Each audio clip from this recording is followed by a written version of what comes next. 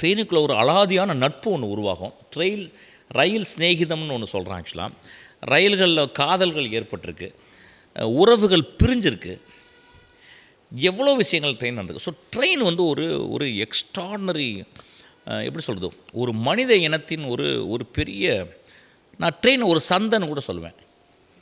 So அந்த ட்ரெயினுக்குள்ளே வந்து நான் வந்து ரொம்ப வருஷமாக இந்த ட்ரெயினை வந்து, நான் ட்ரெயினை விட்டு ஒரு தடவை ட்ரெயின்லேருந்து கீழே பிளாட்ஃபார்மில் விழுந்திருக்கேன், ட்ரெயினில் ஓடி ஏறியிருக்கேன், ட்ரெயினில் ஒரு பிளாட்ஃபார்மில் இறங்கி தண்ணி குடிக்க போனவன் மிஸ் ஆகி ஓடி போய் கடைசியில் ஏறி எங்கள் அப்பா பார்த்து என்னை அடித்து அப்புறம் கட்டி பிடிச்சி அழுது, பலவிதமான உறவுகள் ட்ரெயினில் இருந்திருக்கு.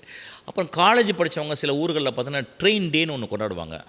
அந்த ட்ரெயின் மேலே ஏறிட்டு ஒரே கலட்டாக பண்ணிக்கிட்டு அதுக்கப்புறம் கீழே விழுந்து மேலே ட்ரெயினில் இறப்பு, ட்ரெயின் தண்டவாளங்களில் வந்து இறந்து போன மாடுகள், ட்ரெயின் தண்டவாளங்களில் இறந்து போன யானைகள், இப்படி ட்ரெயினை பற்றி ஒரு 10,000 இமேஜஸ், 10,000 விஷயங்கள் நமக்குள்ளே இருக்குது. ஆக்சுவலாக வந்து அந்த ட்ரெயினில் இருக்க டிடிஆர்கள், அந்த ட்ரெயினில் எப்பொழுது ஏறினாலும் ஒரு சஸ்பென்ஸ் என்ன இருக்குன்னா, அந்த என்ஜின் எப்படி இருக்கும் அப்படின்றது. அந்த என்ஜினுக்குள்ளே யாருமே ஏற விட மாட்டாங்க. ஆமாம்.